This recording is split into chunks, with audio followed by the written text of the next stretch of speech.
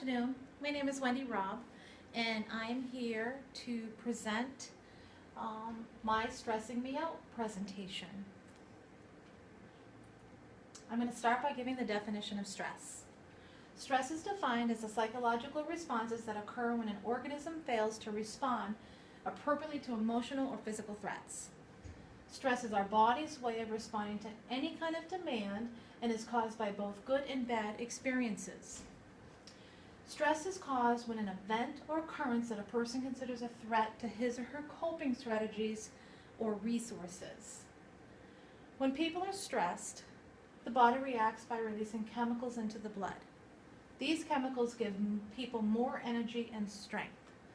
This energy and strength is a very good thing if the stress is caused by physical danger, but can also be an extremely bad thing if the stress is in response to something emotional and there's no outlet for the stress and frustration, no coping strategies for this extra energy and strength.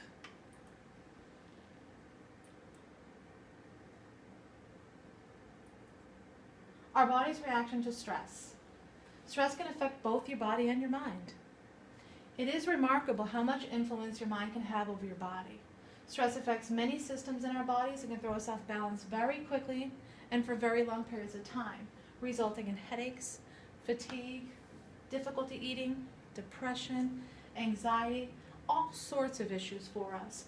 And it can have a very negative impact on our psychological well-being. Stress can also affect our nervous system, hormones, and heart. Short-term periods of stress, such as meeting work deadlines, can cause an increase in stress hormones known as adrenaline, noradrenaline, and cortisol. During these stressful moments, heart rate increases, your blood vessels dilate, and this causes a rise in your blood pressure.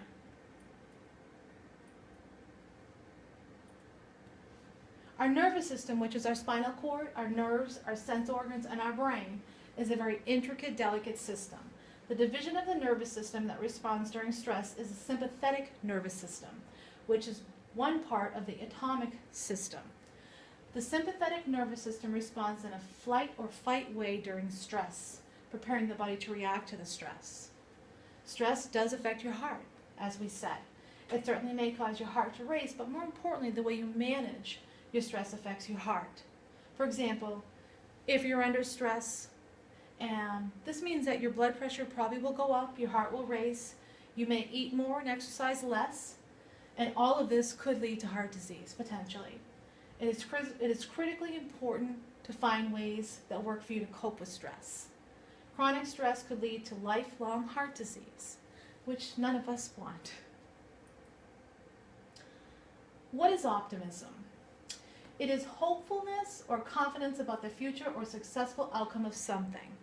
An optimistic person, as I tend to be, I look for the very best in every person in every situation. When presented with a challenging situation, I believe it's always important to first identify what's working and why it's working. And perhaps this information will assist me to figure out and understand the challenges that I'm facing. I believe a positive attitude and a calm personality has supported me to move through many difficult times. I believe that optimism is your personality and is something that you naturally have. Some researchers indicate that optimistic people are happier and have much less stress. Self-efficacy is the extent or strength of one's own beliefs and one's own ability to complete tasks and reach goals. Self-efficacy is having the confidence in yourself to believe that you are capable of reaching any task, goal, or success that you have set your mind to. This, what I call can-do attitude, and confidence lends to personal well-being and accomplishments. Self-efficacy beliefs determine how we think, feel, behave, and how motivated we are. People with high self-efficacy typically do not shy away from difficult tasks. They welcome it. It's a challenge. They accept it and commit to it. They respond to difficulties in constructive ways to confront and reduce the issue. These people tend to be able to manage stress better than those with less self-efficacy.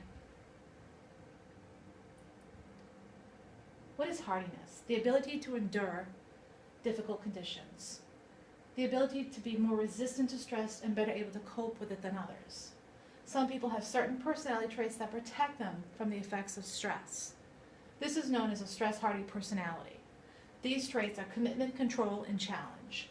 And research does show that people with these traits are 50%, which is a lot, less likely of developing stress-related health problems.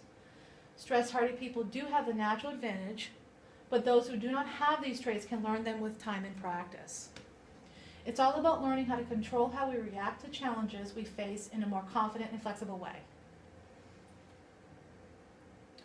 Importance of managing stress. Happy, healthy people experience stress. Don't ignore the stress. The issue will not go away. Rather, will cause probably more undue hardship. Ignoring the stress could make you sick. Suppressing emotions only works for short periods of time. It is healthy and productive to our physical and mental health to express and release our emotions, but can be detrimental to avoid. Stress can be managed and expressed in numerous ways. Writing down your thoughts is great. Talking to someone. Regular exercise and a healthy diet. Relax, stay positive and calm. Adequate rest and sleep. Manage your time wisely. Take action where you can. Think about the source of the stress. Nobody is perfect. Accept this. We're only human beings. We all make mistakes. Work stress. Physical stress. Working long hours, having to travel an hour each way that I do. Lack of sleep due to work and life demands causes stress. Mental stress. Wanting to complete all tasks well, meet deadlines, a lot of responsibility, and meeting expectations. Emotional stress, resentment of the added workload, changes in the work environment, and fear of the unknown. It is important to say, though, that in small amounts of stress, it may be beneficial to your health. Stress can be a motivator. Positive stress can improve performance. Excessive stress can lead to major health conditions. That's the difference.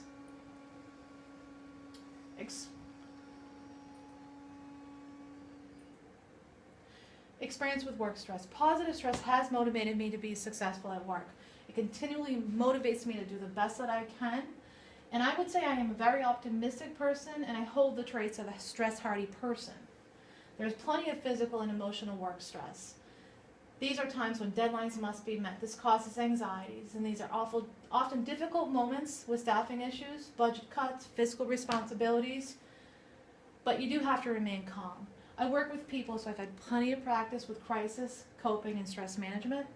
I have a flexible employer, so I'm able to use de-stress techniques as needed at work, such as maybe going for a walk or taking a quick break.